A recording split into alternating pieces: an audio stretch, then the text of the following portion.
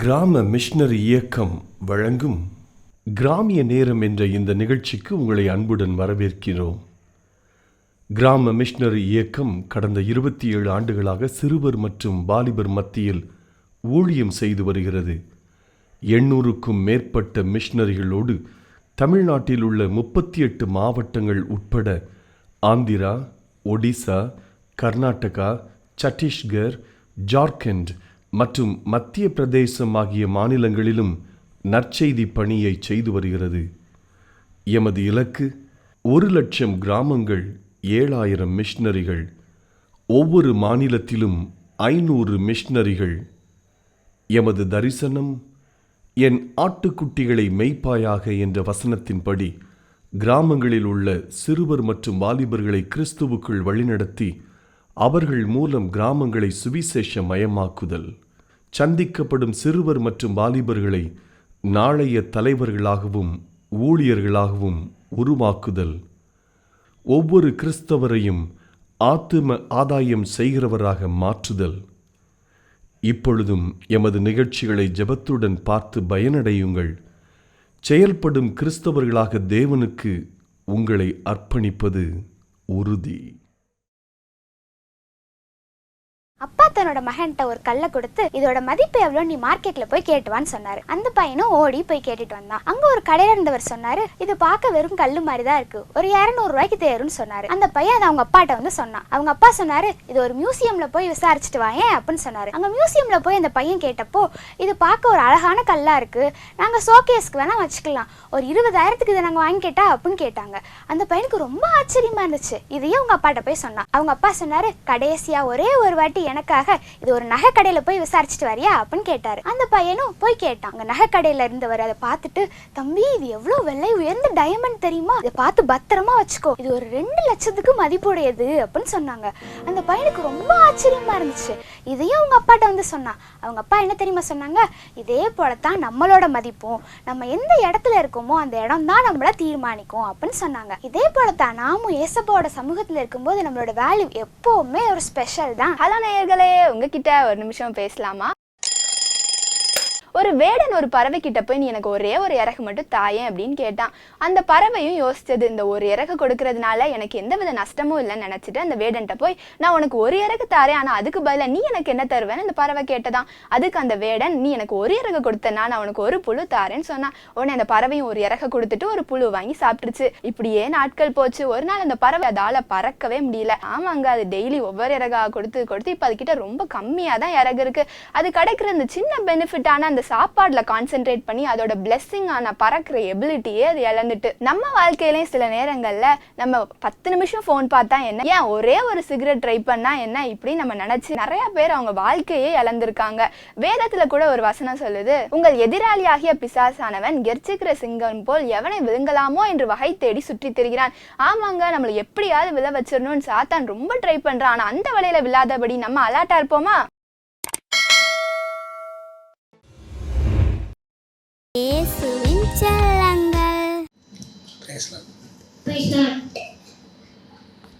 தாய் போல தேடி தன்னை போல அட்டி தோள் மீது சுமந்திட என்னையா உம்மை பாண்டுக்குள்ள யாரும் இல்லை, உம்மை போல எனக்கு யாரும் இல்லையே, நீ போய் வாவிலே நேசையா, நீ போ என் வாவிலே, மலைப்போடு துன்பம் மலைப்போடு துன்பம் என் சூழ்வடு பனி போடுகிற செய்பவனே, விளக்க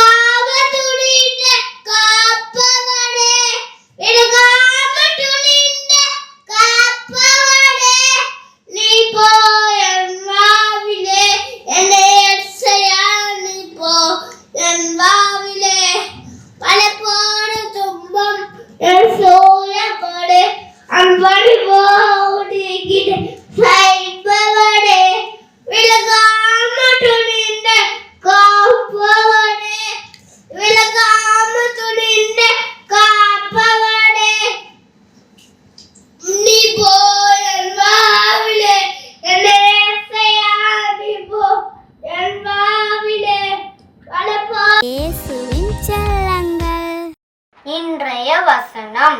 என்னை பலப்படுத்துகிற கிறிஸ்துவினாலே எல்லாவற்றையும் செய்ய எனக்கு பலனுண்டு. பிலிப்பியர் 4:13. சங்கீதம் 1வது அதிகாரம். துன்மார்க்கருடைய ஆலோசனையில் நடவாமலும் பாவிகளுடைய வழியில் இல்லாமலும் பரியாசக்காரர் உட்காரும் இடத்தில் உட்காராமலும் கர்த்தருடைய வேதத்தின் பிரியமாய் இருந்து அவர் இரவு பகலும் அவருடைய வேதத்தின் தியானமாய் இருக்கிற மனுஷன் பாக்கியவான். அவன் நீர்க்கால்களில் ஓரமாய் நடப்பட்டு தன் காலத்தில் தன் கனியை தந்து இறைவிழா மரத்தை போல் இருப்பான். அவன் செய்வதெல்லாம் வாக்கியம். துன்மார்க்கரோ அப்படி இல்லாமல் காற்று பறக்கடிக்கும் பறவை போல் இருக்கிறார். ஆகையால் துன்மார்க்க நியாய தீர்ப்பிலும் பாவிகள் நீதிமன்ற சபையிலும் நிர்ணயிப்பதில்லை. கர்த்தர் நீதிமன்றங்கள் வழியே அறிந்திருக்கிறார், துன்மார்க்கர் வழியோ அறியும். ஹாய் ஃப்ரெண்ட்ஸ், இப்போ நான் வசனம் சொல்ல போகிறேன். நீதிமொழிகள் 16ஆம் அதிகாரம் 1-10. மனதின் யோசனைகள் மனுஷனுடையது, நாவின் பிரதியுத்தரம் கர்த்தரால் வரும். மனுஷனுடைய வழிகளெல்லாம் அவன் பார்வைக்கு சுத்தமானவைகள், கர்த்தரோ அவைகளை நிறுத்தி பார்க்கிறார். உன் செய்கைகளை கர்த்தருக்கு ஒப்புவி, அப்பொழுது உன் யோசனைகள் உறுதிப்படும். கர்த்தர் சகலத்தையும் தமக்கென்று படைத்தார், தீங்கு நாளுக்காக துன்மார்க்கனையும் படைத்தார். மனமேட்டியுள்ளவன் அவனும் கர்த்தருக்கு அருவருப்பானவன், கையோடே கை கோர்த்தாலும் அவன் தண்டனைக்கு தப்பான். கிருபையினாலும் சத்தியத்தினாலும் பாவம் நிவர்த்தியாகும். கர்த்தருக்கு பயப்படுகிறதினால் மனுஷர் தீமையை விட்டு விலகுவார். ஒருவருடைய வழிகள் கர்த்தருக்கு பிரியமாய் இருந்தால் அவருடைய சத்துருக்களும் அவனுடைய சமாதானமாகும்படி செய்வார். அநியாயமாய் வந்த அதிக வருமானத்திலும் நியாயமாய் வந்த கொஞ்சம் வருமானமே உத்தமம். மனுஷனுடைய இருதயம் அவனுடைய வழிகளை யோசிக்கும், அவனுடைய நடைகளை உறுதிப்படுத்துகிறவரோ கர்த்தர். ராஜாவின் உதடுகளில் திவ்ய வாக்கு பிறக்கும், நியாயத்தில் அன்பாய் தவறாது. நீங்க மட்டும் ஏசப்பாவை ருசி பார்த்தா பத்தாது, அற்புதத்தை பெற்றா பார்த்தது. உங்க மூலியமா ஆயிரங்கள் ஆண்டோட அன்பு ருசி பார்க்கணும். அதற்கு என்ன செய்யணும்? பரிசுத்த ஆவியானுடைய வரங்களை பெறணும். அந்நிய ஜனங்களை ஆண்டவர் ரெண்டிலே கொண்டு வருவதற்கு தான் அந்நிய பாஷை. நீ ஒழுங்கரமான ஒரு ஜெப வாழ்க்கையா, அவர் அங்க வருவார். நீ எப்படிப்பட்ட நிலைமையில இந்த செய்தி கேட்டால் ஒரு வார்த்தை சொல்லுங்க, ஏசப்பா காசா பணம் சொல்லுங்க. இயேசு கிறிஸ்துவின் இனிய நாமத்தினாலே கிராம மிஷனரி இயக்க குடும்பத்தின் சார்பாக இந்த கிராமிய நேரம் என்ற நிகழ்ச்சிக்கு உங்களை அன்போடு கூட வரவேற்கிறேன். நீங்க நல்லா இருக்கிறீங்களா? சந்தோஷமா இருக்கீங்களா? ஒன்றும் பயப்படாதீங்க. ஏசப்பா உயிரோடு தான் இருக்கிறார். அவர் என்ன குழந்தை இயேசுவா? அவர் நேற்றும் இன்றும் என்றும் மாறாதவர். இன்னைக்கு உங்க வாழ்க்கையை திரும்பி பாருங்க, எம்பிட்டு அற்புதம் செஞ்சிருக்கிறாருங்க. இப்ப ஒரு 10 வருஷத்துக்கு முன்னாடி இப்ப இருக்கிற ஐஸ்வர்யமும் ஆசீர்வாதமும் வரும்னு நீங்க நினைச்சீங்களா? வேலை வரும்னு நினைச்சீங்களா? குழந்தை பாக்கியத்தை ஆண்டு கொடுப்பான்னு நினைச்சீங்களா? சொந்த வீடு கட்டுவீங்கன்னு நினைச்சீங்களா? எவ்வளவு ஆசை வச்சிருக்கிறாருங்க. அப்ப இவ்வளவு அற்புதம் செஞ்ச ஆண்டவர் இனியும் உங்களை கைவிட்டுருவாரா? அல்லேலூயா. ஒன்றும் கவலைப்படாதீங்க, அவர் உங்க கூட தான் இருக்கிறார். நான் அடிக்கடி சொல்ற ஜெபத்தை டெய்லி நீங்க சொல்லுங்கங்க. உங்க செல்போன்ல சும்மா ஒரு அலாரம் வச்சுக்கோங்க. ஒரு 1 ஹவருக்கு ஒருக்கு அலாரம் வச்சுக்கோங்க. அந்த அலாரம் அடிக்கும் போது ஏசப்பட்டு பேசுங்க. அவர் வலது பக்கத்துல தான் இருப்பாரு. கர்த்தரையின் வலது பாரசத்தில் வைத்திருக்கிறபடியால் நான் அசைக்கப்படுவதில்லை. நான் நம்புறேங்க, தாவீதுக்கு வலது பக்கத்துல கர்த்தர் இருந்ததுனால கோலியாத்தை அடிச்சிட்டான். இன்னைக்கு கணேசம் பக்கத்துல ஏசப்பா, வலது பக்கத்துல ஏசப்பா இருக்கிறதுனால எம்புட்டு பெரிய அற்புதம் செய்யறாரு பாருங்க. எனக்கு ஒரு பிரச்சனை வந்தாலும் கவலை கிடையாதுங்க, நெருக்கம் வந்தா கவலை கிடையாது, ஆபத்து வந்தா கவலை கிடையாது. ஏன்னா என் வலது பக்கத்துல அவர் இருக்கிறாருல. நான் என்ன தெரியுமா செய்வேன்? வலதுபுறம் பார்ப்பேன், ஏசப்பா என் கூட இருக்கீங்கல்ல, சொல்லுங்க சொல்லுங்க. ஆண்டவர் மாற்றுவாருங்க. அவரை நம்மள அவர் அற்புதம் செய்வார்ல. விசுவாசிக்கிறவனுக்கு எல்லாம் கூடும்ல. கர்த்தர் அற்புதங்களை செய்வார். தொடர்ந்து எனக்காக நீங்கள் செய்து வருகிற ஊழியத்திற்காக நீங்க ஜெபம் பண்ணுங்க. உங்களுக்கு உங்க பிள்ளைகளுக்கு எப்படி பாரத்தோடு ஜெபிக்கிறீங்களோ அதுபோல என்னையும் உங்க தத்து பிள்ளையா ஏற்றுக்கொள்ளுங்க. என்ன குடும்பத்துல ஒருத்தனா ஏற்றுக்கொள்ளுங்க. எங்க ஊழியக்காரங்களை ஏற்றுக்கொள்ளுங்க. ஒரு கலசம் தண்ணி கொடுத்தாலே அதன் பலனை அடையாமல் போவதில்லை என்று எழுதியிருக்கிறேன். நான் சொல்றேங்க, எனக்காக எங்க இடத்துல இருக்கிற 800 மிஷனரிகளுக்காக உங்க குடும்பத்துல ஒருத்தர் மிஷனரி ஊழியத்துக்கு அனுப்பி வச்சிருக்கிறோம். எங்க குடும்பத்துல ஒரு பிள்ளை கணேசன் விருதுநகர் பக்கத்துல புள்ளக்கோட்டை கிராமத்துல மிஷனரி ஊழியம் செய்யறான்னு நினைச்சு ஒரு வார்த்தை சொல்லி ஜெபம் பண்ணுங்க. ஜோமன்னா வாயங்க வலிக்கு போது காசா பணமாங்க. ஏசப்பா அந்த கணேசனை பயன்படுத்துங்க, கணேசனோடு இருக்கிற ஊழியக்காரங்களை பயன்படுத்துங்கன்னு சொல்லி ஜோம் பண்ணுங்க. இப்ப பாத்தீங்கன்னா மே மாசத்துல ஒரு 3000 கிராமத்துல விபிஎஸ் நடத்த போறோங்க. ஒரு கிராமத்துல விபிஎஸ் நடத்துறதுக்கு ஒரு 5000 ரூபாய் ஆகுங்க. நீங்க ஜோம் பண்ணுங்க, ஏசப்பா தருவாரு. ஜூன் 1 வீக்ல எங்களுடைய மிஸ்டரி பிள்ளைகள், நாங்க வளர்க்குற தாய் தகப்பனற்ற பிள்ளைகள், இன்னும் கிராமத்துல புதுசா ஏசப்பாவை ஏற்றுக்கொண்ட ஏழை மாணவ மாணவிகளுக்கு நிறைய ஃபீஸ் கட்டணுங்க. அந்த தேவைகள்லாம் சந்திக்கப்படுவதற்கு நீங்க ஜெபிச்சுக்கோங்க. ஆண்டவர் உங்கள் ஜெபத்தை கேட்டு கட்டாயம் ஒரு அற்புதம் செய்வார். கர்த்தர் உங்களை ஆசீர்வதிப்பார். இப்பொழுதும் ஆண்டவருடைய வார்த்தைகளை கேட்டு உங்களுக்காக நான் ஜெபிக்க ஆசைப்படுகிறேன். பாருங்க, கடந்த செய்திகள்ல பரிசுத்த ஆவியானவர் குறித்து ஏசப்பா பேச சொன்னார். இன்னைக்கு நிறைய பேருக்குங்க அந்த பரிசுத்த ஆவியானவர் கேட்டு பெறணும்னு சொல்லி ஆசையே இல்லை. குழந்தை பாக்கி வேணும் அந்த ஆசையோடு ஜெபிக்கிறவங்க இருக்கிறாங்க. சொந்த வீடு இல்லை, ஆண்டவர் வீடை ஏசப்பா கட்டி கொடுக்கணும்னு ஜெபிக்கிற நிறைய குடும்பங்கள் இருக்கிறாங்க. அவங்களுடைய மன விருப்ப ஆசைகள் ஐஸ்வர்யமா ஆசீர்வாதமா இருக்கிறதுக்கு என்னெல்லாம் தடையா இருக்குதோ அதெல்லாம் அவங்களும் ஜோம் பண்ணுவாங்க. ஊழியக்காரர்களாகிய எங்களிடத்தில் ஜெப குறிப்புகள் சொல்லி ஜோம் பண்ணுவாங்க. நல்லது நல்லது. ஆண்டவர் ஜெபத்தை கேட்கிற தேவன்.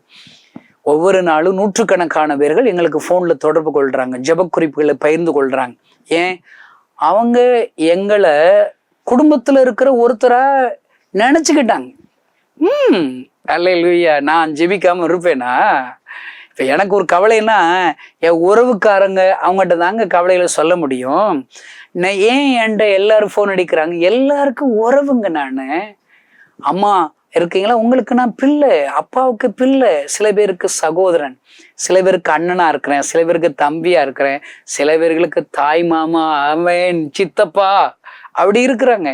அல்லேலூயா. அருமையான தேவனுடைய பிள்ளைகளே, ஒருவருக்கொருவர் உறவுகளே இதுதாங்க. உங்க ஜெப குறிப்புகளுக்காக நான் ஜெபிக்கிறேன், நாங்க ஜெபிக்கிறோம். எங்களுக்காக நீங்க ஜெபம் பண்ணுங்க, ஆண்டவர் ஜெபத்தை கேட்பார்ல. அல்லேலூயா.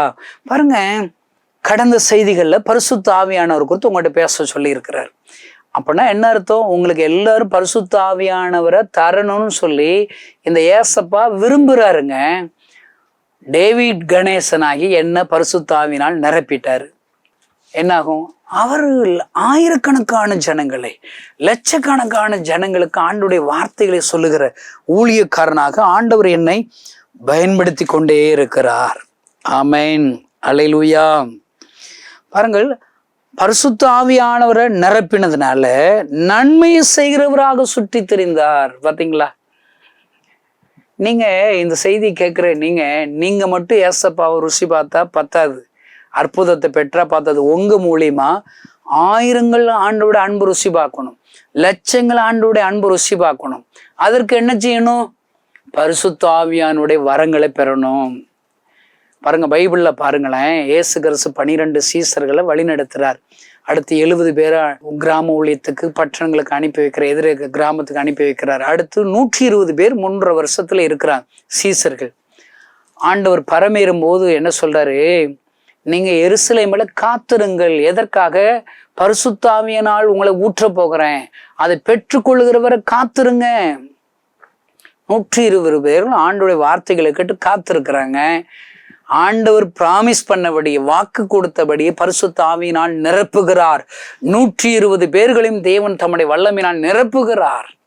அல்லேலூயா. நிரப்பி என்ன நடக்குது? இன்னைக்கு நிறைய திருச்சபைகளை பரிசுத்த ஆவியானவர்னால என்னன்னே தெரில. எல்லாரும் என்ன நினைச்சிட்டாங்க? பரிசுத்த ஆவியானவர் பெற்றா அந்நிய பாஷை பேசணும். அந்நிய பாஷை பேசினா என்னதுக்குங்க? அவ்வளவுதானா? நம்மாட்டு பேசிட்டு வீட்டுக்கு போய் கறி மீன் முட்டையும் சாப்பிட்டு தின்னுட்டு தூங்க வேண்டியதானா? அவ்வளவுதானா? பரிசுத்த ஆவியானவர் எதுக்குங்க? உங்களை பலப்படுத்தி, உங்களை வரங்களினால் வல்லமையினால் நிறைத்து, அடுத்து ஆயிரக்கணக்கான ஜனங்கள் ஆண்டவரை கண்டுகொள்வதற்கு உங்களை பயன்படுத்தணும்னு சொல்லி விரும்புகிறார். இந்த செய்தியை யாருக்கும் புரியலைங்க. அந்நிய பாஷை என்பது என்ன? அந்நிய ஜனங்களை ஆண்டவர் ரெண்டிலே கொண்டு வருவதற்கு தான் அந்நிய பாஷை. நான் அந்நிய பாஷை பேசிக்கிட்டே இருக்கிறேன்னு சொல்றேங்க. யாராவது இந்த செய்தி கேட்குறீங்களா? நான் உங்களுக்கு தாழ்மையா ஒரு வேண்டுகோள் சொல்றேங்க. போன வருஷம் ஃபுல்லா நீங்க அந்நிய பாஷை பேசுறீங்களா? அந்நிய பாஷை பேச ஆராதிச்சிங்களா? ஒருவரையாவது ரட்சிப்புக்குள்ள வழி நடத்துறீங்களா? ஒரு ஆத்துமாவது உங்க மூலியமா ரட்சிக்கப்பட்டு சபையில சேர்க்கப்பட்டாங்களா? அப்படின்னா நீங்க அந்நிய பாஷை இன்னும் நல்லா பேசுங்க. இல்ல பிரதர் இருந்தீங்கன்னா நீங்க அந்நிய பாஷையை பேசுறதை நிறுத்துங்க. நீங்க ஆண்டவர்கிட்ட போய் உட்கார்ந்து நான் பேசுறது உண்மையாகவே பரிசுத்தாவுடைய பாஷையா அந்நிய பாஷையா அப்படின்னு சொல்லி நீங்க சோதிச்சு பாருங்க. ஏன்னா என் பைபிள்ல, உங்க பைபிள்ல என்ன போட்டிருக்குன்னு எனக்கு தெரியாதுங்க, என் பைபிள்ல என்ன போட்டிருக்குதுன்னா, பரிசுத்த ஆவியினால் அந்நிய பாஷையில 120 வெள்ளை நிறைத்த உடனே பேதுரு எழும்பி பிரசங்கிக்கிறான். பைபிள்ல எல்லாத்தையும் பார்க்கணும், ஒரு ஓர கொள்கையை மட்டும் பார்த்துட்டே போக கூடாது. அங்க என்ன போட்டிருக்குது? பேதுரு எழும்பி பிரசங்கித்தான். அங்கு ஏறக்குறைய 3000 பேர்கள் ரட்சிக்கப்படுகிறார்கள், சபையில சேர்க்கப்படுகிறார்கள். ஐயா, அருமையான தேவனுடைய பிள்ளைகளை, பரிசுத்த ஆவியானவர் எதற்காக கொடுக்கப்படுகிறது? தெரு பிரசங்கம் பண்ணணும். இந்த செய்தி கேட்குற நீங்க அன்னை வாசி பேசுறீங்களா? அப்படின்னா நீங்க தெரு பிரசங்கம் பண்ணியிருக்கீங்களா? தெருவில் இருந்து இயேசுவை ரட்சகர் என்று அறிவித்திருக்கிறீர்களா? இயேசு உயிரோடு இருக்கிறார் என்று அறிவித்திருக்கிறீர்களா? அதை கேட்டு ரட்சிக்கப்பட்டிருக்காங்களா? சரி, தெரு பிரசங்கம் பண்றதுக்கு உங்களுக்கு வாய்ப்புகள் இல்லையா? பரவாயில்ல. நீங்க வேலை பார்க்குற இடத்துல இயேசுவை பிரசங்கித்திருக்கிறீர்களா? சாட்சியாக நின்று இருக்கிறீர்களா? இதாங்க ரகசியம். இந்த பரிசுத்த ஆவியானவர் குறித்து தான் கடந்த செய்திகள்ல சொல்லி வர்ற. இதுல பாருங்க, மாம்சமான யாவர் மேலும் என் ஆவியை ஊற்றுவேன் சொல்லிட்டாரா? மாம்சம் இருந்தனா பரிசுத்த ஆவியானவரை நீங்க பெற்றலாம். உயிர் இருக்குதா? நீங்க எல்லாம் தகுதியானவங்க. விசுவாசம், ஜெபம், வாஞ்ச, விருப்பம் வேணும். பொல்லாதவள நீங்கள் அப்பத்தை கேட்டால் கல்லை கொடுப்பீங்களா? எப்படி கேட்குறாரு பாருங்க. அப்ப நீங்க அந்த பரிசுத்தாவுடைய வல்லமையை நான் பெறணும், பெற்று நான் ஊழியம் செய்யணும், ஆண்டவரை நிரூபிக்கணும். பல ஆயிரங்கள் லட்சங்கள் நான் இயேசு ருசி பார்த்தது போல அநேக லட்சக்கணக்கான ஜனங்கள் என்னை போல இயேசுவை ருசி பார்க்கணும்னு சொல்லி வாஞ்ச வரணும். வாஞ்ச வரணும். ஏதோ பேர் பிரஸ்தாபத்து கிடையாது, நானும் பரிசுத்த ஆவியை பெற்றேன், எனக்கு அந்நிய பாஷை பேசுறேன்னு சொல்லுவதற்காக அல்ல. அல்லேலூயா. அருமையான தேவனுடைய பிள்ளைகளை, உங்கள் மீது பெரிய திட்டம் வைத்திருக்கிறார். பரிசுத்த ஆவியான பெற்ற உடனே முதல் அடையாளம் என்ன? அப்பொழுது குமாரரும் குமாரத்திலும் தீர்க்க தரிசனம் சொல்லுவார்கள். பரிசுத்த ஆவியான பெற்றுட்டாலே தீர்க்க தரிசனம் வர கிரியை செய்யுங்க. அவரும் கூட பேசுவாரு. என் ஆடுகள் என் சத்தத்துக்கு செவி கொடுக்கும், காதுள்ளவன் கேட்க கடவன். அல்லேலூயா. நான் சொல்றேன், உங்கள்கிட்ட கேட்குறேங்க. இப்போ என்னுடைய மனைவி ஃபோன் பண்ணுறா, அவளுடைய செல்ஃபோன்ல இருந்து பண்ணா நான் அவளுடைய ஃபோட்டோ வச்சிருப்பேன் பாருங்க. என் ஒய்ஃப் எனக்கு ரொம்ப பிடிக்கும். அல்லேலூயா. உலகத்திலேயே ஒரு பெரிய ஒரு அழகியார்னா என் ஒய்ஃப் தான். அப்படி நான் நினைக்கிறேன். இந்த செய்தியை கேட்குற எல்லா புருஷங்களும் அப்படி நினைங்க. உங்க ஒய்ஃபை பார்த்து உலகத்திலேயே அழகி நீதான்னு ஒருக்க சொல்லுங்க. 2 ஆம்லேட்டு எக்ஸ்ட்ரா கிடைச்சாலும் கிடைக்கும். அல்லேலூயா. பாருங்க, அவ செல்ஃபோனு சுவிட்ச் ஆஃப் ஆயிடுச்சு. இப்போ வேற ஒரு செல்ஃபோன்ல இருந்து ஃபோன் அடிக்கிறான். நான் இப்போ ஃபோன் அடிக்கும் போது பிரசங்கம் முடிஞ்சிருச்சா, எங்கே வந்துக்கிட்டு இருக்கிறீங்க, எப்படி இருக்கிறீங்க, சாப்பிட்டீங்களா சாப்பிடலையா அப்படி கேட்குறாங்கன்னு வச்சுக்கோங்களேன். நான் சொல்கிறேன், ஹலோ சிஸ்டர், உங்களை யாருன்னே தெரிலையே, உங்கள் குரல் எங்கேயோ கேட்டாப்புல இருக்குது. ஆமாம், நீங்கள் யாருன்னு நான் கேட்க முடியுமா? செருப்படி உள்ளுங்க. என் ஒய்ஃபுடைய குரல் எனக்கு பரிச்சயம். ஏன் பேசி பேசி பழகி என்னுடைய ஒய்ஃபுடைய குரல் எனக்கு பரிச்சயம் ஆயிடுச்சு. எந்த இடத்துல என் ஒய்ஃபு சத்தம் பட்டு கூப்பிட்டாலும் என்னுடைய மனைவி குரல் எனக்கு தெரியும். எனக்கு 3 பெண் பிள்ளைகள் இருக்காங்க, எனக்கு ஒரு பையன் இருக்கிறான், நான் வளர்க்குற அநேக பிள்ளைகள் இருக்கிறாங்க, என்னுடைய மிஸ்டரி தலைவர்கள் இருக்கிறாங்க, நான் நேசிக்கிற நண்பர்கள் இருக்கா, அவங்க எல்லாருடைய குரல் எனக்கு பரிச்சயங்க. ஏன்? அவளோடு கூட நான் பழகுற நேரம் செலவழிக்கிறேன். இந்த செய்தி கேட்கிற சகோதரியே, நீ என் ஆண்டவருடைய சத்தத்தை கேட்க விரும்புகிறாயா? அவருடைய பிள்ளையா மாறிட்டியா? பரிசுத்தாவுடைய அபிஷேகத்தில் நிரப்பப்பட்டியா? தீர்க்க தரிசனம் சொல்லலாம். அப்படின்னா என்ன? அவர் சொல்றத நீ கேட்பப்பா. அவருடைய குரல் உனக்கு தெரியும். அவர் எப்படி பேசுவார், எந்த மாதிரி பேசுவார், அதெல்லாம் நீ ஆராயாத.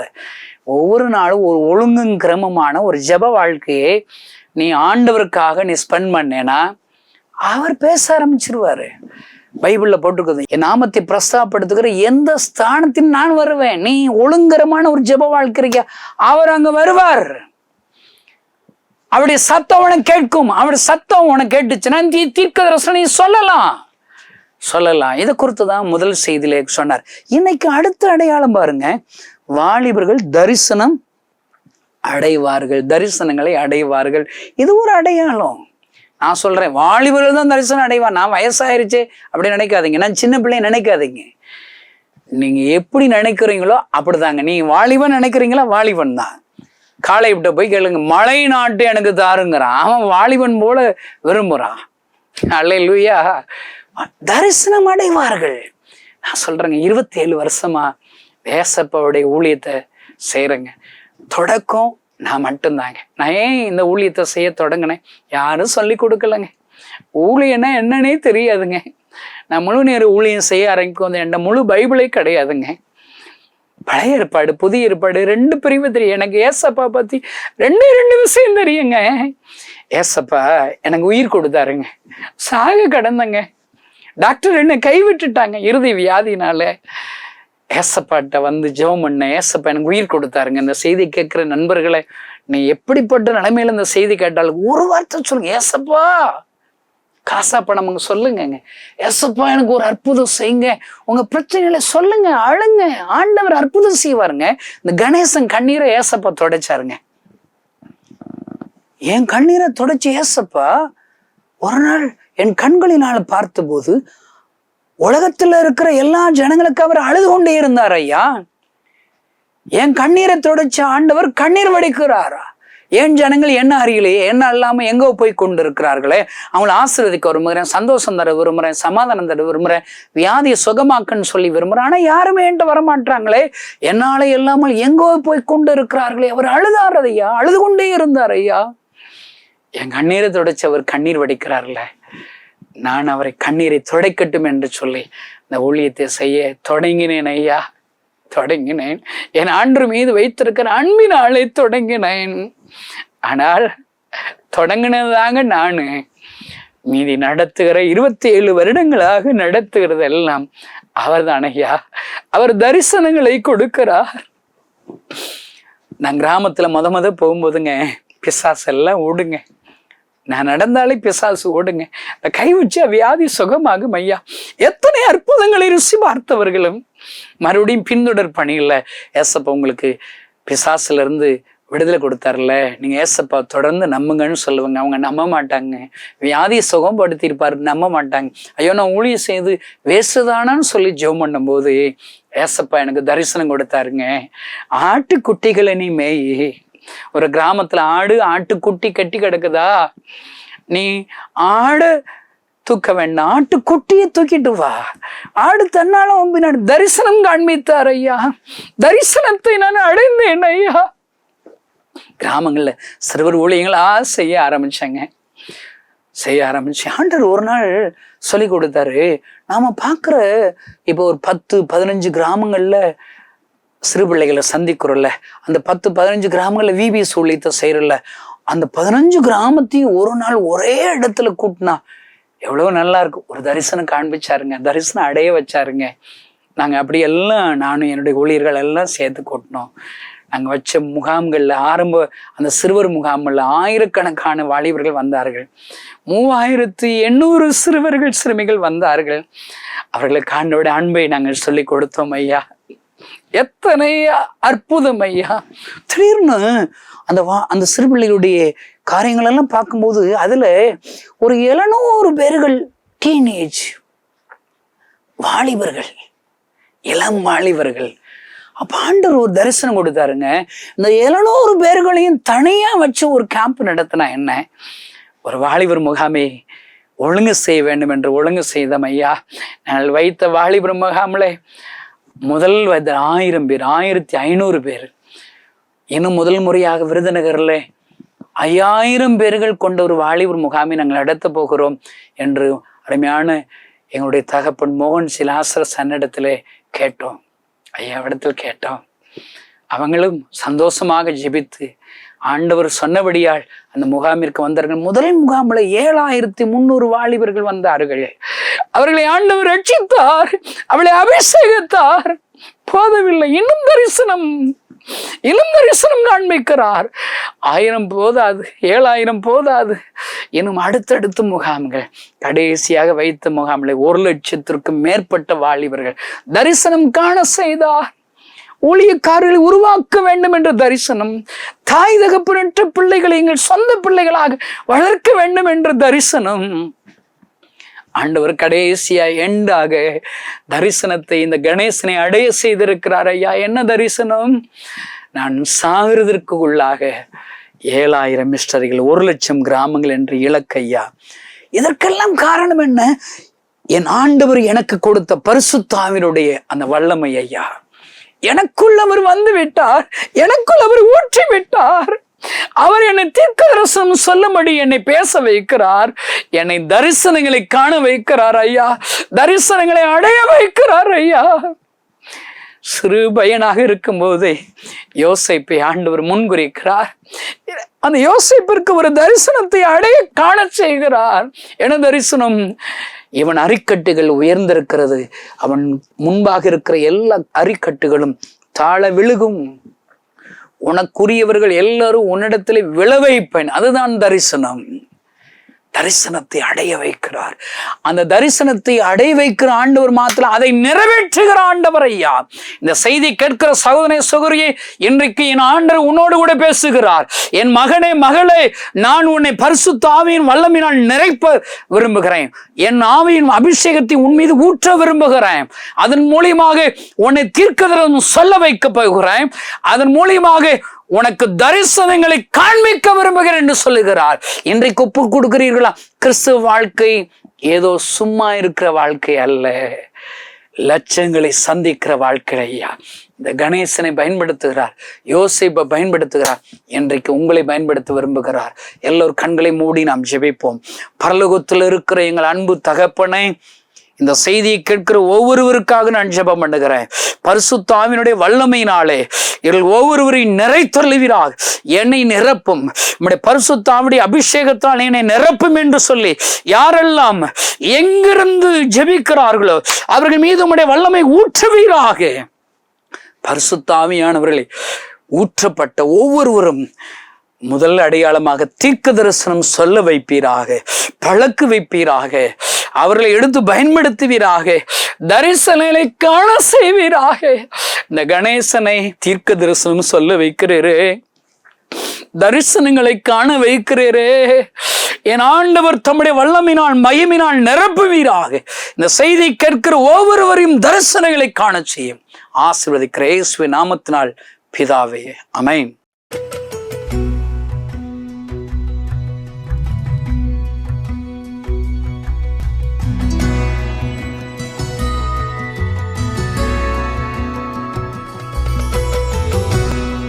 ஆண்டவரும் இரட்சகருமாகிய இயேசு கிறிஸ்துவின் நாமத்தினாலே உங்கள் எல்லாருக்கும் என்னுடைய அன்பின் வாழ்த்துதல்கள். என் பேர் மனோஜ்குமார். நான் என்னுடைய 17 வயதில் இருக்கும்போது என்னுடைய நண்பன் மூலமாக ஆண்டவராக இயேசு கிறிஸ்துவை அறிந்து கொண்டேன்.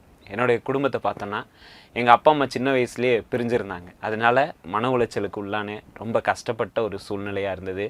நான் என்னோடய 10th ஸ்டாண்டர்ட் படிக்கிறதுக்குள்ளேயே ஒரு 3 முறை தற்கொலைக்கு நான் முயற்சி பண்ணேன். ஆனால் ஆண்டவராக இயேசு கிறிஸ்து என்னை சந்தித்த அந்த தருணம், எனக்கு ஆண்டவரை பற்றி எனக்கு சொன்ன அந்த தருணம், நான் ஜெபம் பண்ண அந்த தருணத்திலிருந்து அப்படிப்பட்ட ஒரு எண்ணமே இதுவரைக்கும் எனக்கு வரவிடாதபடி ஆண்டவர் எனக்கு கிருபை செய்தார். ஆண்டவர் தெரிஞ்சுக்கிட்டேன், தொடர்ந்து சபைக்கு போக ஆரம்பித்தேன். இதுவரைக்கும் இல்லாத ஒரு நல்ல ஒரு சூழ்நிலையை அந்த இடத்துல கண்டேன். எல்லாரும் என்னை விசாரித்தாங்க, அன்போடு விசாரித்தாங்க, எனக்காக ஜெபிக்க ஆரம்பித்தாங்க. இருந்தாலும் எனக்குள்ளே இருந்த ஒரு கவலை என்னென்னா, எங்கள் அப்பா அம்மா இன்னும் ஒன்று சேராமையே இருக்காங்களே, என் குடும்பத்தில் ரொம்ப வறுமை காணப்படுது, சமாதானம் இல்லை, நிம்மதி இல்லையே அப்படின்னு சொல்லிட்டு நான் யோசிச்சுட்டு இருக்கிறேன். அந்த சூழ்நிலையில் தொடர்ந்து நான் என்னை ஆண்டவருக்குள்ளே நடத்தினாங்க. நல்லா பைபிள் வாசிக்க சொன்னாங்க, நல்லா ஜெபம் பண்ண சொன்னாங்க. வீட்டில் பைபிள் வாசித்துட்டு போவேன். வெளியே போய் நான் ஏதாவது ஒரு தவறு பண்ணும்போது அந்த இடத்துல அந்த பைபிள் உள்ள வசனம் எனக்கு உணர்த்தப்படும். இந்த தப்பு நீ பண்ணுறது தப்பு, நீ இதெல்லாம் தவறு, பைபிள் இப்படி எழுதியிருக்கேன்னு சொல்லிட்டு அந்த இடத்துல ஆண்டவர் எனக்கு உணர்த்துவார். இப்படி ஒவ்வொரு நாளும் போயிட்டே இருந்தது. ஒரு குறிப்பிட்ட நாளில் எங்கள் பாஸ்டர் சொன்னாங்க, இந்த மாதிரி நீ நல்ல ஆண்டவரை நீங்கள் நல்லா புரிஞ்சுக்கிட்டீங்க தம்பி, நீங்கள் இன்னும் ஆண்டவருக்குள்ளே வாங்க, நீங்கள் ஞானஸ்நானம் எடுங்க, உங்களுடைய வாழ்க்கையை ஆண்டவருக்குன்னு ஒப்பு கொடுங்க அப்படின்னு சொல்லிட்டு சொன்னாங்க. அந்த நேரத்தில் எனக்கு டவுட்டாக தான் இருந்துச்சு. ஆனாலும் ஆண்டவர் எனக்கு உறுதிப்படுத்துகிற விதமாக 2-3 மீட்டிங்கில் ஒரு ஊழியக்கார் பேசினாங்க. இப்படி ஞானஸ்நானம் எடுக்காமல் இருந்தீங்கன்னா நீங்கள் அடுத்த ஆண்டவருடைய வருகை சமீபம், இருக்கும், அதனால நீ இன்னும் நல்லா பிடிச்சு கொள்ளுகிறதுக்கு ஞானஸ்தானம் எடுத்துக்கோங்கன்னு சொன்னாங்க. அதே மாதிரி நானும் போய் ஞானஸ்தானம் எடுத்துக்கிட்டேன். எடுத்தா அடுத்த ஒரு கொஞ்ச நாள்லேயே எங்கள் அப்பாவும் அம்மாவும் ஆண்டவருடைய கிருபையினால் சேர ஆரம்பித்தாங்க. எங்கள் குடும்பமே ரொம்ப சந்தோஷமாக நல்லா போக ஆரம்பிச்சது.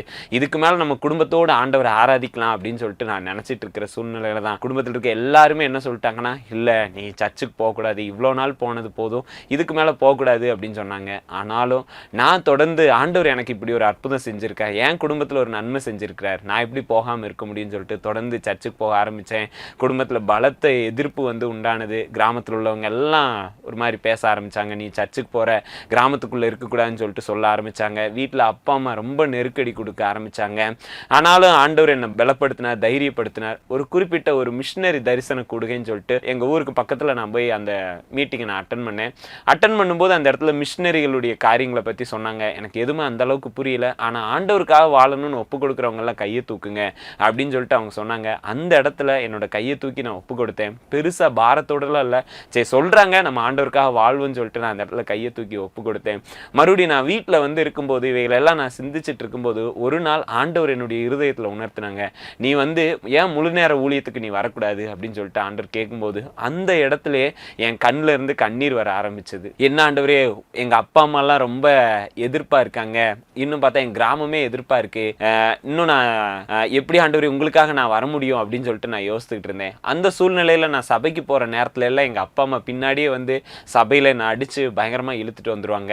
இன்னும் நான் எந்த சபைக்கு போனாலும் அங்கே போய் என்ன பண்ணுவாங்கன்னா எதிர்ப்பை காட்டிக்கிட்டே இருப்பாங்க. ரொம்ப அந்த சபையில் உள்ள பாஸ்டர்ஸையும் மிரட்டிகிட்டே வருவாங்க.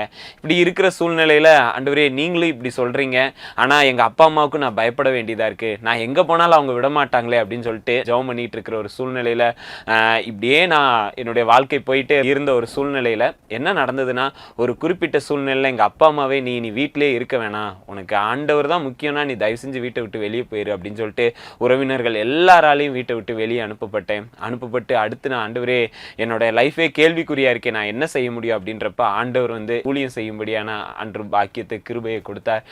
எங்களுடைய பாஸ்டர் மூலமாக இந்த கிராம மிஷினரி இயக்கத்தை பற்றி நான் தெரிஞ்சுக்கிட்டேன். இங்கே போய் நீ பைபிள் காலேஜ் படிப்பா அப்படின்னு சொன்னாங்க. அதே மாதிரி இங்கே வந்தேன். வரும்போது ஆண்டவர் எனக்கு சொன்ன ஒரு வார்த்தை என்னென்னா, சின்னவன் ஆயிரமும் சிறியவன் பலத்த ஜாதியும் ஆவான், கர்த்தராகிய நான் இதை ஏற்ற காலத்தில் தீவிரமாய் நடப்பிப்பேன்னு சொன்னாங்க. இங்கே வரும்போது ஆண்டவர் என்னை அதன் பாதையிலே நடத்தினார். தொடர்ந்து இங்கேருந்து ஈரோடு மாவட்டத்துக்கு மிஷினரியாக அனுப்பப்பட்டேன். அங்கே போய் ஆண்டவரை பற்றி அநேக புறஜாதிகளுக்கு, சிறுவர்களுக்கு, வாலிபர்களுக்கு சொல்லும்படியாக ஆண்டவர் எனக்கு உதவி செய்தார். இன்னும் என்னுடைய எதிர்காலம் கேள்விக்குறியாக இருக்கேன்னு நான் யோசிக்கும் போது நல்ல ஒரு திருமண வாழ்வையும் ஆண்டவர் எனக்கு அமைத்து கொடுத்தார். இன்னும் பார்த்தோன்னா என்னுடைய குடும்பத்தில் இருக்கிறவங்க எல்லாருமே எதிர்பார்க்காங்களே, நான் என்ன செய்ய முடியும் அப்படின்னு யோசிக்கும் போது கொஞ்சம் கொஞ்சமாக அவங்களும் என்னை ஏற்றுக்கொள்ள ஆரம்பித்தாங்க. அடுத்ததான் இப்போதைக்கு என்ன ஆகுறாங்கன்னா, அவங்க உனக்கு ஏதாவது வீட்டில் நிறைய பிரச்சனைகள், போராட்டங்கள் அப்படின்ற சூழ்நிலை வரும்போது, தேவைகள் அப்படி காரியங்கள் இருக்கும்போது, சவாலான சூழ்நிலைகள்லாம் வரும்போது நீ உங்கள் சாமிகிட்ட சொல்லி, இயேசு சாமிகிட்ட சொல்லி எங்களுக்காக ப்ரேயர் பண்ணிக்கோங்க அப்படின்னு சொல்லிட்டு அவங்க சொல்லுகிற ஒரு சூழ்நிலையை ஆண்டவர் இப்போதைக்கு ஏற்படுத்தியிருக்கிறார். ஒருவேளை இதை கேட்கிற நீங்கள் உங்கள் வாழ்க்கையில் தற்கொலைக்குரிய காரியமாக இருக்கலாம், இன்னும் அடுத்து நம்ம என்ன செய்ய போகிறோன்றது தெரியாமல் ஒரு சூழ்நிலைகளாக இருக்கலாம், ஒருவேளை ஊழியத்துக்கு நம்ம அர்ப்பணிக்கக்கூடிய ஒரு கொஸ்டின் மார்க்கில் நீங்கள் இருக்கலாம். ஆனால் எந்த சூழ்நிலையாக இருந்தாலும் ஆண்டவர் உங்கள் காரியங்கள் எல்லாவற்றையும் பார்த்து கொள்வார். ஆண்டவரை நம்பி உங்களுடைய வாழ்க்கையை அர்ப்பணிங்க, ஆண்டவர் பலத்த பெரிய காரியங்களை செய்வார்.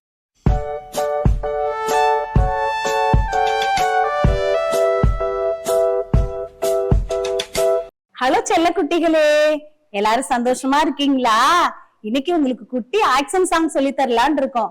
ஆக்ஷன் சாங்னா உங்க எல்லாருக்கும் ரொம்ப பிடிக்கும்ல? ஆமா, ஆப்பிள் ஆரஞ்சு எல்லாம் சாப்பிட்டுருக்கீங்களா? டேஸ்டியா இருக்கும்ல? ஆமா அக்கா, அழுகி போன ஆப்பிள் எல்லாம் சாப்பிட்டா எப்படிக்கா இருக்கும்? ஐயா, அழுகி போன ஆப்பிள எப்படிக்கா சாப்பிட முடியும்? அப்புறம் அத குப்பையில தாங்க போட முடியும். ஓ வெரி குட், கரெக்டா சொல்லிட்டாங்கல்ல அக்கா. ஆமா, அழுகி போன ஆரஞ்சு பழத்தையோ ஆப்பிள் பழத்தையோ சாப்பிடுறதுக்கு யாருமே விருப்பப்பட மாட்டோம் இல்லையா? அது வேஸ்ட்ல போட்டுருவோம். ஆனா பழங்கள்லாம் அழுகி போனா வேஸ்ட் ஆயிரும். ஆனா ஏசப்பாவோட அன்பு மட்டும் அழியவே அழியாது, மாறவே மாறாதுன்னு இந்த பாட்டு உங்களுக்கு சொல்லித்தர போகுது.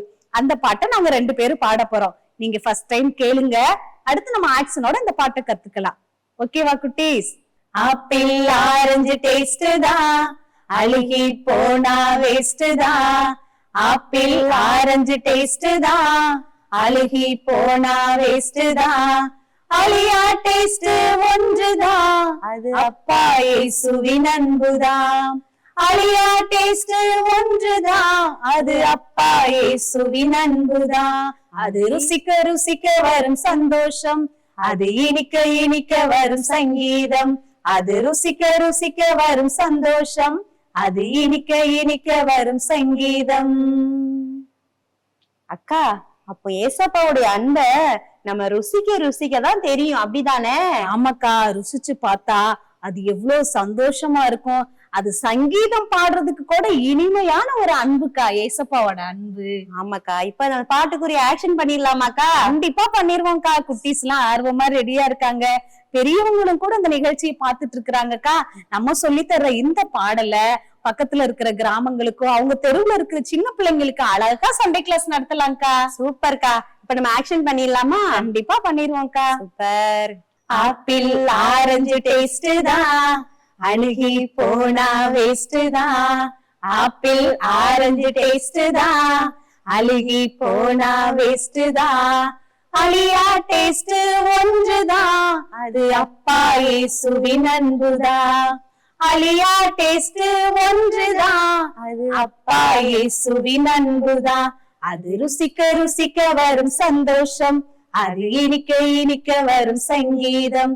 அது ருசிக்க ருசிக்க வரும் சந்தோஷம், அது இனிக்க இனிக்க வரும் சங்கீதம். குட்டீஸ், ஆக்ஷன் உங்களுக்கு ரொம்ப பிடிச்சிருக்கா? நீங்களும் செஞ்சு பாருங்க. உங்க ஃப்ரெண்ட்ஸுக்கு எல்லாத்துக்கும் சொல்லி கொடுங்க. ஓகேவா? இந்த பாட்டுக்கு ரிலேட்டடா ஒரு வசனம் கத்துக்கலாமா? கர்த்தர் நல்லவர் என்பதை ருசித்து பாருங்கள். சங்கீதம் 34:8. குட்டீஸ், இந்த வசனம் உங்களுக்கு ஈஸியா இருக்கும்னு நினைக்கிறேன். இன்னொரு தடவை நாங்க சொல்லி தந்துட்டுமா? கர்த்தர் நல்லவர் என்பதை ருசித்து பாருங்கள். சங்கீதம் 34:8.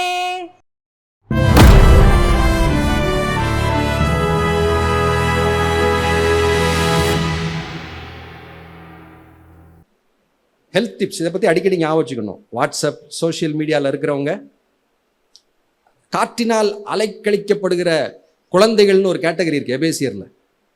இன்னைக்கு வாட்ஸ்அப் வரும், சாப்பிட்டு தண்ணி குடித்தா விஷம் அப்படின்னு ஒன்று வரும்.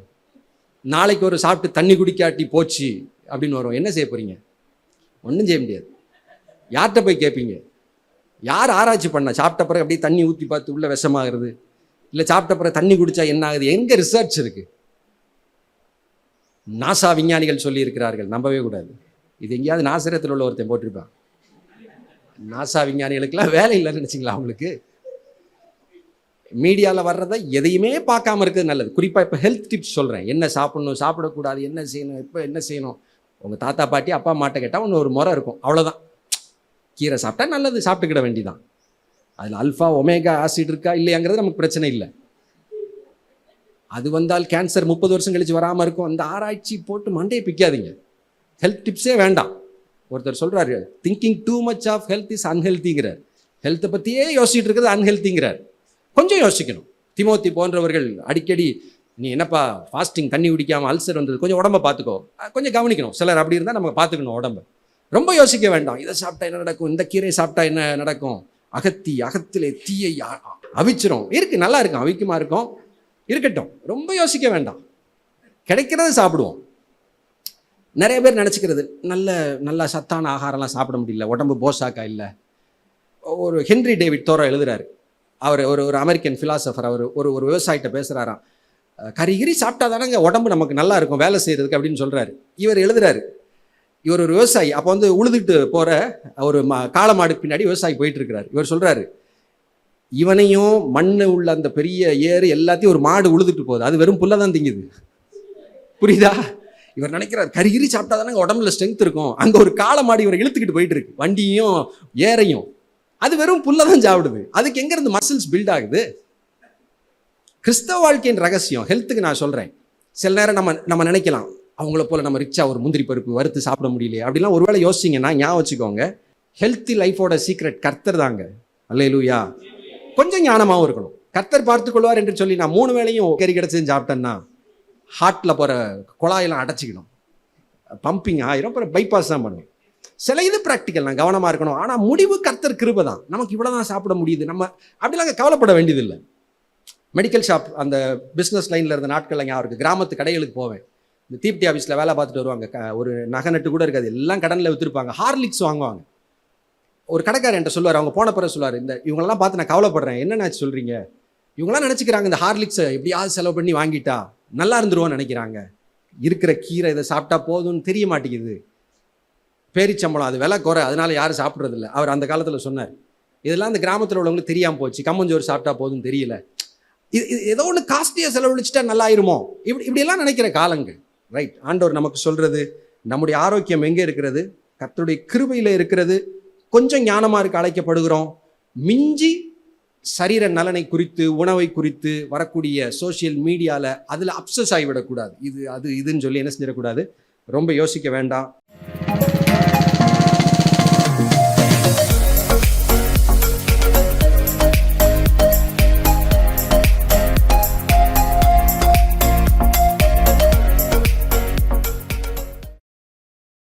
Praise the Lord.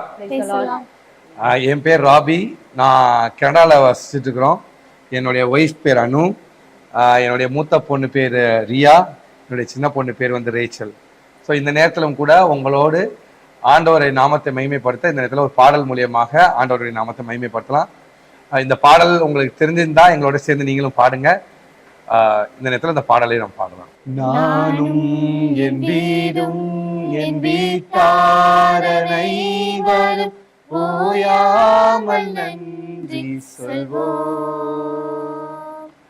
நானும் என் வீடும் என் வீட்டாரனை வரும் ஓயாமல் நன்றி சொல்வோம். ஒரு கரு போல காத்தீரே நன்றி, என்னை சிதையாமல் சுமந்தீரே நன்றி. ஒரு கரு போல காத்தீரே நன்றி, என்னை சிதையாமல் சுமந்தீரே நன்றி.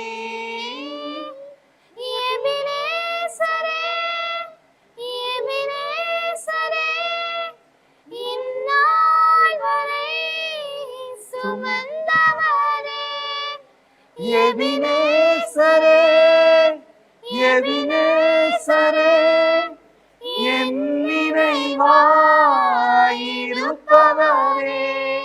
நன்றி நன்றி நன்றி. இதயத்தில் சுமந்தீரே நன்றி, நன்றி நன்றி நன்றி. கரு போல சுமந்தீரே நன்றி. ஒன்றுமே இல்லாமல் துவங்கின என் வாழ்வு நன்மையால் நிறைந்துள்ளதே. எத்தனை பேர் சொல்ல முடியும்? பாருங்க, சேர்த்து பாருங்க பார்க்கலாம்.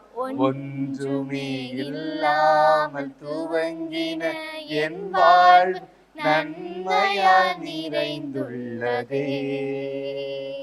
ஒரு தீமையும் நினைக்காத நல்ல ஒரு தகப்பன் உம்மை போல இல்ல. ஒரு தீமையும் நினைக்காத நல்ல ஒரு தகப்பன் உம்மை போல இல்ல.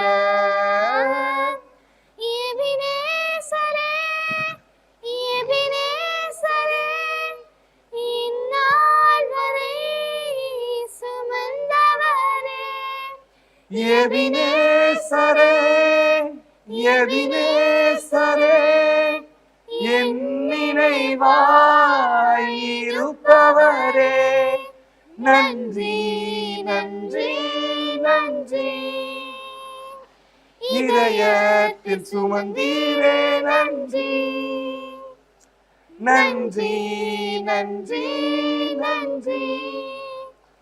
கரு போல சுமந்தீரே நன்றி. அன்றென்றை காண என் தேவைகள் யாவையும் உம் கரம் நல்கியதே. அன்றென்றை காண என் தேவைகள் யாவையும் உம் கரம் நல்கியதே. நீ நடத்திடும் விதங்களை சொல்ல ஒரு பூரண வார்த்தையே இல்ல. நீ நடத்திடும் விதங்களை சொல்ல ஒரு பூரண வார்த்தையே இல்ல.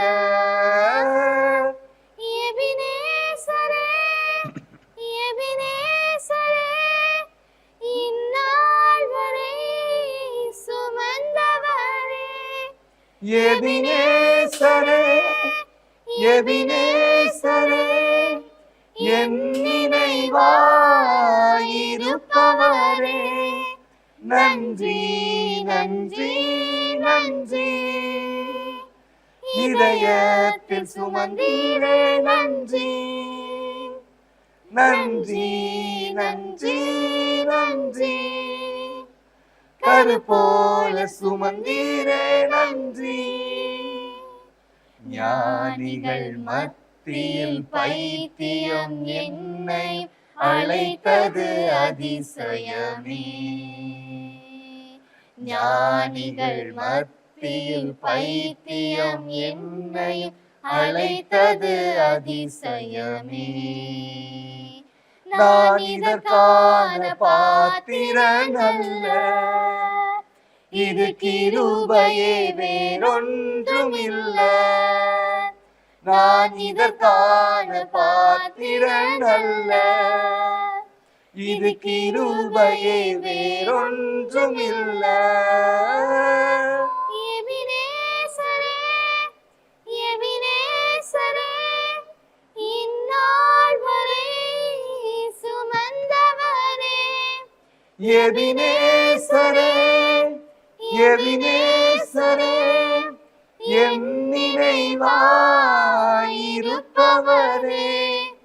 நன்றி நன்றி நன்றி, இதயத்தில் சுமந்தீரே நன்றி. நன்றி நன்றி நன்றி, கரு போல சுமந்தீரே நன்றி. ஒரு நாள் கவலைப்பட்டீங்கன்னா அதற்குரிய ப்ரெஷர் உங்களுக்கு ஏறும். 2 நாள் கவலைப்பட்டீங்க அப்படின்னு சொன்னால் அதற்குரிய ப்ரெஷர் உங்கள் சரீரத்தில் உங்கள் பாதிப்பை உண்டாக்கும். ஏதோ ஒரு கவலை, ஏதோ ஒரு பிரச்சனை நம்மளை அழுத்தி கொண்டே இருக்கும்.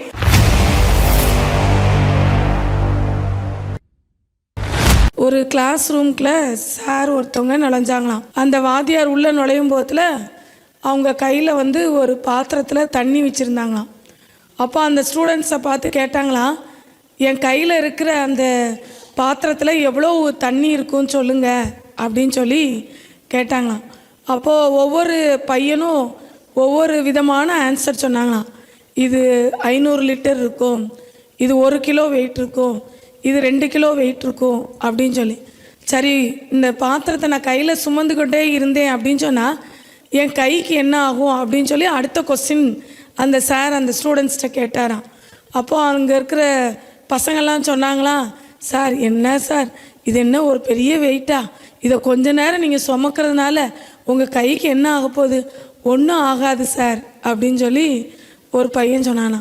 அடுத்து அந்த சார் கேட்டாங்களாம், இல்லை இப்போ காலையில் நான் 9 மணிக்கு கிளாஸ் ஆரம்பிக்கும் போதில் நான் இதை கையில் ஏந்தின வனமாக நான் நிற்கிறேன், சாயந்தரம் ஈவினிங் ஒரு 4 o'clock வரையும் இதை நான் கையில் சுமந்த வண்ணமாகவே கையை தூக்கி வச்ச மணிக்கே இந்த குவளையை நான் வைத்திருந்தேன் அப்படின்னு சொன்னால் என் கைக்கு என்ன ஆகும் அப்படின்னு சொல்லி மறுபடியும் ஒரு கேள்வி கேட்டாராம். அப்போது அங்கே இருக்கிற ஒவ்வொரு ஸ்டூடெண்ட்டும் ஒவ்வொரு விதமான பதில் சொன்னாங்களாம். சார் உங்கள் கையை அடுத்து கீழே போடவே வராது சார், உங்கள் கை மரத்து போய் அப்படியே நின்றும் அப்படின்னு சொல்லி ஒரு பையன் சொன்னானா. அப்புறம் இன்னொரு பையன் சொன்னானா, சார் நீங்கள் இப்படி கையை தூக்கணும் வண்ணமாகவே வச்சுருந்தீங்க அப்படின்னு சொன்னால் உங்கள் ஹார்ட்டுக்கு போகிற ரத்த ஓட்டம் சரியாக போகாமல் உங்கள் ஹார்ட்டு நின்று கூட வாய்ப்பு இருக்குது அப்படின்னு சொல்லி இன்னொரு பையன் சொன்னானா. ஒவ்வொருத்தரும் ஒவ்வொரு விதமான காரியங்களை சொன்னாங்களாம். இதெல்லாம் ஒரு புறம் இருந்தாலும் இன்றைக்கி இதே போல தான் நம்ம ஒவ்வொரு நாளும் நம்முடைய வாழ்க்கையில் காலையில் எழும்பின உடனே அந்த சார் அவருடைய கரத்தில் கொடுக்கப்பட்ட அந்த குவலையில் இருக்கிற அந்த தண்ணியை சுமந்துக்கிட்டு அந்த நாள் முழுவதும் இருந்தால் அவருடைய சரீரத்தில் என்னென்ன விதமான பாதிப்புகள் வரும் அப்படின்னு சொல்லி அவங்க அலசி ஆராய்ந்தது போல் நம்முடைய வாழ்க்கையில் நம்ம காலையில் எழும்பின உடனே அந்த நாளை ஒரு புதிய உற்சாகத்தோடு புதிய பலத்தோடு நம்ம ஆரம்பிக்கலை அப்படின்னு சொன்னால் ஏதோ ஒரு கவலை ஏதோ ஒரு பிரச்சனை நம்மளை அழுத்தி கொண்டே இருக்கும். அந்த பிரச்சனையை நம்ம சுமந்து கொண்டே இருந்தோம் அப்படின்னு சொன்னால் நிச்சயமாகவே அது நமக்கு வியாதியை உண்டாக்கும், நமக்கு சரீரத்தில் பலவீனத்தை உண்டாக்கும், சுகரை உண்டாக்கும், ப்ரெஷரை உண்டாக்கும், இன்னும் அல்சரை உண்டாக்கும், பலவிதமான நோய்களை உண்டாக்குறதுக்கு அது ஒரு காரணமாக இருக்கும். எந்த பிரச்சனையாக இருந்தாலும் சரி அதை உடனே ஆண்டவர்கிட்ட சொல்ல என்ன செஞ்சிடணும், பழகி கொள்ளணும். எந்த காரியத்தையோ கொஞ்ச நேரம் நம்ம கவலைப்பட்டோம் அப்படின்னு சொன்னால் அது ஒரு சின்ன பாதிப்பை நம்ம சரீரத்தில் உண்டாக்கும். ஆனால் அதே கவலையை ஒரு நாள் முழுவதும் அதை குறித்தே யோசித்து அதை குறித்தே சிந்தித்து அதை குறித்தே நம்ம திங்க் பண்ணிக்கிட்டே மற்ற எந்த காரியத்துலேயும் நம்ம ஈடுபடாமல் அதில் இன்வால்வ் ஆகி நம்ம செய்யாமல் இருந்தோம் அப்படின்னு சொன்னால் அதற்குரிய பாதிப்பு நம்முடைய வாழ்க்கையில் பாதிப்பை உண்டாக்கும். நம்ம என்ன காரியத்தை குறித்து நம்ம கவலைப்படுறோம், எந்த காரியத்தை குறித்து நம்ம கண்ணீர் வடிக்கிறோம், எது நம்முடைய இருதயத்தை அதிகமாக பாதிக்குதோ அந்த காரியங்கள் எல்லாவற்றையும் ஆண்டவருடைய சமூகத்தில் இறக்கி வைக்க பழகி கொள்ளணும். எதையுமே நம்ம சுமக்க தேவையே இல்லை. நமக்காக, நம்முடைய காரியங்களுக்காக, நம்முடைய பாவங்களுக்காக, நம்முடைய பாரங்களுக்காக, நம்முடைய கண்ணீர், நம்முடைய துக்கங்கள், நம்முடைய கவலைகள் எல்லாவற்றையும் நம் தேவாதி தேவன் சிலுவையில் சுமந்து நமக்கு வெற்றியை சுதந்தரித்து வைத்திருக்கிறார். அவர் சுமந்த அந்த வெற்றியை கொண்டாடுவதற்கு தான் உங்களையும் என்னையும் என் தேவன் படைத்திருக்கிறார். அதனால் எந்த பிரச்சனையை நினச்சி நீங்கள் கொஞ்ச நேரம் கூட கவலைப்படக்கிறத தேவன் விரும்பவே இல்லை. உடனே ஆண்டவர்கிட்ட சொல்லுங்கள், ஆண்டவரே எனக்கு இப்படி ஒரு பிரச்சனை இருக்குது சுவாமி, இதை நீங்கள் சரிப்படுத்துங்க அப்படின்னு சொல்லிட்டு அடுத்து நீங்கள் ரிலாக்ஸாக இருங்க. அண்ணால் ஆண்டோடைய சமூகத்தில் போய் அவங்களுடைய இருதயத்தை திறந்து அவங்களுடைய மனசில் இருந்த எல்லா காரியங்களையும் ஊற்றி ஜெபிச்சாங்க. அடுத்து அவங்களுடைய முகம் துக்க முகமாய் இருக்கவில்லை அப்படின்னு சொல்லி போடப்பட்டிருக்கு. எதை குறித்து ஒரு நாள் கவலைப்பட்டீங்கன்னா அதற்குரிய ப்ரெஷர் உங்களுக்கு ஏறும். 2 நாள் கவலைப்பட்டீங்க அப்படின்னு சொன்னால் அதற்குரிய ப்ரெஷர் உங்கள் சரீரத்தில் உங்கள் பாதிப்பை உண்டாக்கும். அதனால் எந்த காரியத்தை குறித்தோ எதை நினச்சோ நீங்கள் கவலைப்படவே தேவையே இல்லை. அந்தந்த நாளுக்கு அதன் பாடு போதும் அப்படின்னு சொல்லி ஆண்டவருடைய வசனம் சொல்லுது. அதனால நீங்க எல்லாவற்றையும் ஆண்டவருடைய சமூகத்துல இறக்கி வைக்க பழகுங்க. தெபோராளாகிய நான் தாயாக எழும்புமளவும் கிராமங்கள் பாழாய் போயின என்ற இந்த வசனத்தின்படி நாம் தமிழ்நாட்டில் உள்ள 313 தாலுகாக்களிலும் 2 தெபோராட்களை எழுப்பி அவர்கள் மூலம் சுற்றியுள்ள கிராமங்களுக்கு சுவிசேஷம் அறிவிக்க திட்டமிட்டு செயல்படுத்தி வருகிறோம். இத்திட்டத்தின்படி ஊழிய வாஞ்சையுள்ள திருமணமான 2 பெண்கள் தினமும் காலை நாம் வாடகைக்கு அமர்த்தியுள்ள ஒரு வீட்டிலே கூடி ஜெபித்து மத்தியானத்திற்கு மேல் கிராமங்களுக்கு சென்று தனித்தாள் ஆத்தும ஆதாயம், மருத்துவமனை ஊழியம், ஜெப குழுக்களை உருவாக்குதல், சிறுவர் ஊழியம் போன்ற ஊழியங்களை செய்வர். மேலும் மாதம் ஒரு முறை நமது கெத்செமனே வளாகத்தில் வைத்து நடைபெறும் கிராம ஊழியர் பயிற்சியிலும் கலந்து கொண்டு இன்னும் ஆத்தும பாரத்தோடு எப்படியெல்லாம் ஊழியம் செய்யலாம் என்ற உத்வேகத்தையும் பெற்று செல்வர். இதை கேட்டுக்கொண்டிருக்கும் அன்பு சகோதரிகளே, நீங்கள் வசிக்கும் தாலுகா கர்த்தருக்கு சொந்தமாக வேண்டும் என்ற ஆத்தும பாரம் உள்ளவர்களா நீங்கள்? இப்பொழுதே எங்களோடு தொடர்பு கொள்ளுங்கள். நீங்கள் தாயாக எழும்பினால் கிராமங்கள் பாதுகாக்கப்படும். உங்களை கொண்டும் தேவன் பெரிய காரியங்களை செய்வார்.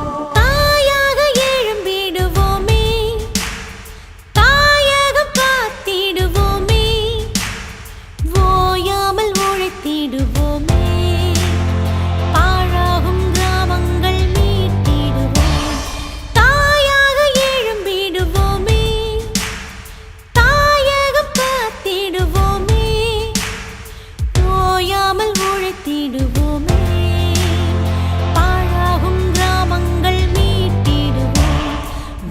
விழித்திடுவோம் விழித்திடுவோம் விழித்தெழுவோம் விழித்தழுவோம் அவர் இறங்கும் வரை வெற்றி கொள்ளுவோம் வெற்றி கொள்ளுவோம் பகைஞரையும் கண்டு அஞ்சிடோம் வெற்றி வேந்தர் இயேசு நம்முடன். ஈரோடு, சேலம், திருமண்டலம் சிஎஸ்ஐ ரொசட்டா ஜென் ரப் நினைவாலயம் நடத்தும் லெந்துகால உயிர்மீட்சி கூட்டங்கள். நாள் மார்ச் மாதம் 22, 23, 24 வெள்ளி, சனி மற்றும் ஞாயிற்றுக்கிழமைகளில். நேரம் தினமும் மாலை 7 மணி முதல். தேவ செய்தி சகோதரர் கே. டேவிட் கணிசன் அவர்கள். இடம் சிஎஸ்ஐ ரொசட்டா ஜென் ரப் நினைவாலயம், KK நகர், ஈரோடு. ஒவ்வொருவரும் இக்கூட்டத்தில் குடும்பமாய் கலந்து கொண்டு தேவ ஆசீர்வாதத்தை பெற்றுச் செல்லுங்கள். மேலும் தொடர்பு கொள்ள வேண்டிய எண் 9698683659 9787768683.